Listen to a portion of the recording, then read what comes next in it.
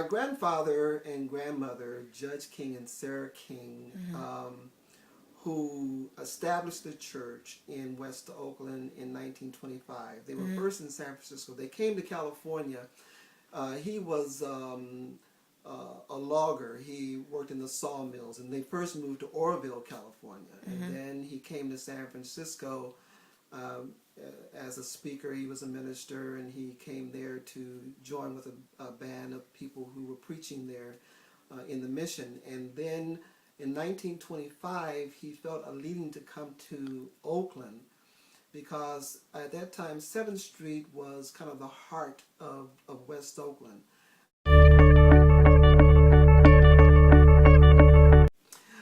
So 7th Street was kind of the heart of West Oakland. During the war years, the naval shipyard was there, and soldiers would come in and out of West Oakland. So they found a place on 7th Street. It was a house, actually, and they used to worship upstairs in this house. And then later on, they found the building next door to this house. During those years, people didn't go to the banks as much as they did borrow from one another. So property was acquired through, if you had a piece of property and you saw something that you wanted, if the person owned it, then they would make a loan to you to purchase that piece of property. And that was one of the ways in which they acquired property during those years. And that's the way it was done, because you couldn't, and they didn't want to lend to churches. So again, if there was a building that you wanted to acquire, and that person loved you, and that was something that was really unique about the community then, is that they loved the church, they loved the preacher. And so the preacher said, God told them to start a work there. Usually someone would come forth and say, hey, I got a house and you can use it, etc., and so on. And then they said, well, we want to buy it. And they said, well, you can buy it from me. And so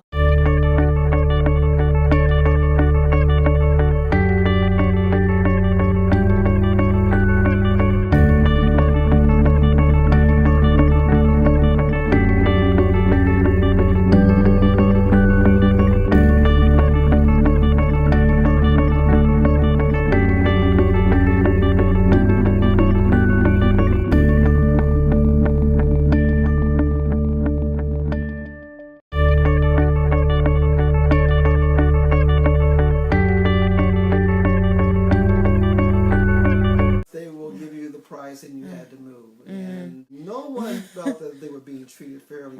It was like, you have to move.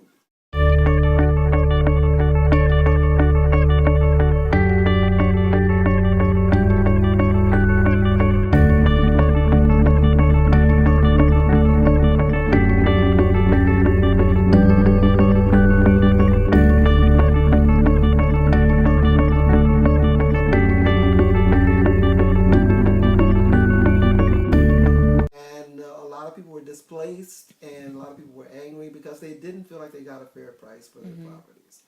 So, and neither did we, but they took it, and here we are.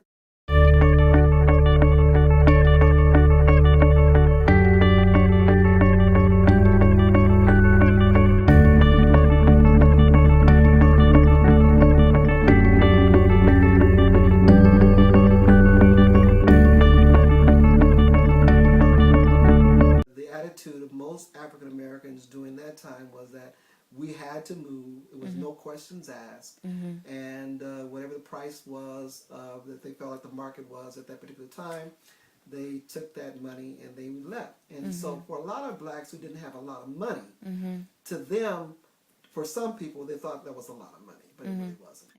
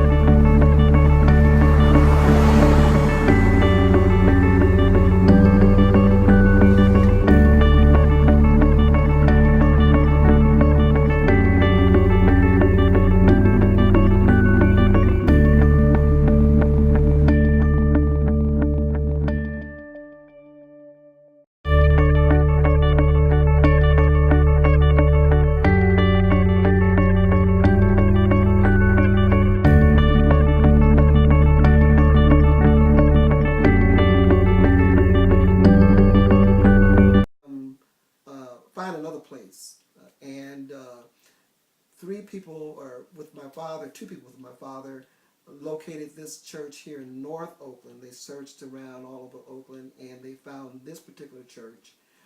And they didn't borrow the money from a bank. Actually, the church that owned this particular piece of property lend them the money to purchase it. Again, that same kind of cycle. Okay. Because the loan was so long, they sold the deed to Wells Fargo Bank.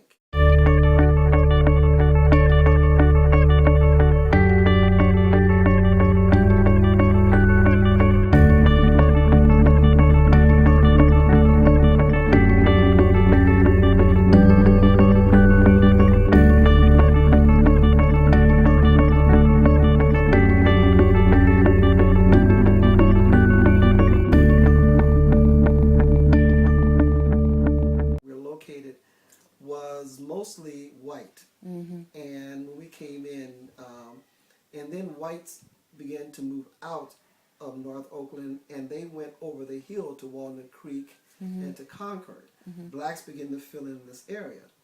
Now we're seeing another move, a wave, where blacks are being pushed out of North Oakland because of the high rise of prices, the market prices here.